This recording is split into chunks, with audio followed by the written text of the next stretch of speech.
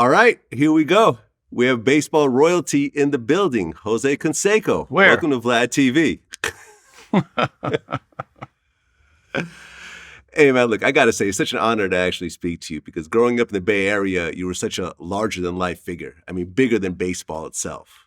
So to really sit down and get your story is really amazing right now. Appreciate it. Hopefully I can give you a good story or good stories. I've got some pretty good one, I guess. Oh, yeah, you've got a lot. Yeah. You've got a lot. But this is our first time here, so I want to go ahead and start in the beginning. So you were actually born in Cuba. Havana, Cuba in 1964, yes. Okay, and Castro took over Cuba in 59. Yeah, I think my father back then actually taught at a side job. He spoke perfect English, so he's actually taught English on the side and worked for a company called SO Oil, which in the United States was Amoco Oil. But I know that when we came over, from what my father explained to me, I think it was 65 or 66. I think my father realized that, Castro was going to institute a communist system. So we decided to leave. We had family in Miami. But of course, when you left Cuba at that time, you had to leave everything behind. So he left all his possessions behind. I think we were allowed maybe one suitcase of clothing each or something like that.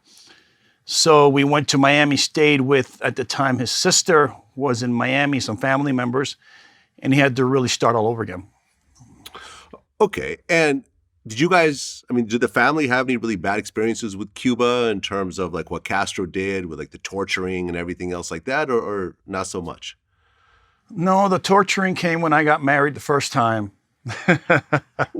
No, there was none. Not that I remember. I mean, I was so young, so I think maybe my father realized that we could probably have a better life in the United States at the time.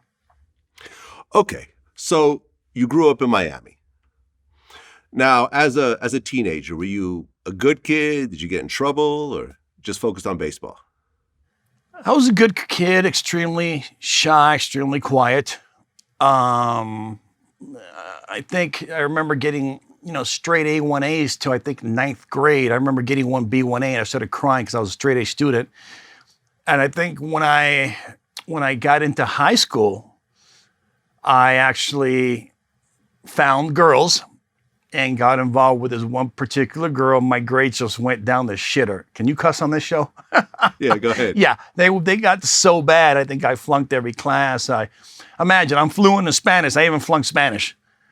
I'm Cuban, so I think that kind of derailed me a little bit. And baseball-wise, I played the first year JV, second year JV, and then last year when all the great players left, they put me on the varsity squad. So I wasn't really that good of a high school player, but I kind of got better and better as time went on. I got bigger, stronger. I understood the actual game more. And, I was one of those kids where I was a late bloomer. I had no hair on my face. I had no hair under my underarms anywhere. In high school, I graduated, I think it was 5'11", 165 pounds. And of course, I ended up peaking out at 6'4", 270. Okay, so you don't actually make your varsity team until your senior year. Right. Yeah. So you're not this big superstar high school player, but actually you made MVP though, your junior and senior I did. I think the JV team, I was the MVP first year. Second year, I think I was the MVP also. And then my last year, my 12th grade year, I played senior. As a senior, I played the varsity team. I think I tied in the nation with home runs with 10 because back then we only played a 20-game season. So I did okay. I didn't do great. Struck out a lot. Actually, no one really knows this, but I never played outfield in my life. I was always the third baseman. I pitched a little bit, but played a lot of third base.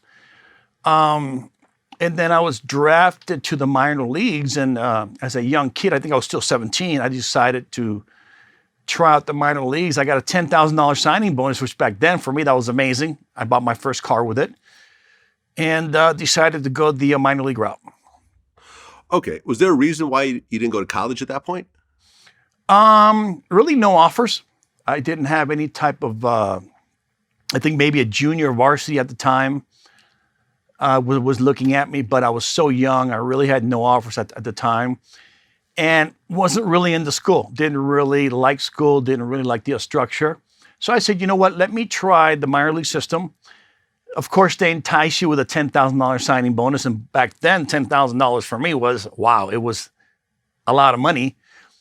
And then I said, well, if I don't make it in baseball, maybe I can go back to college a few years later. And I ended up, of course, being one of the premier power hitters later on.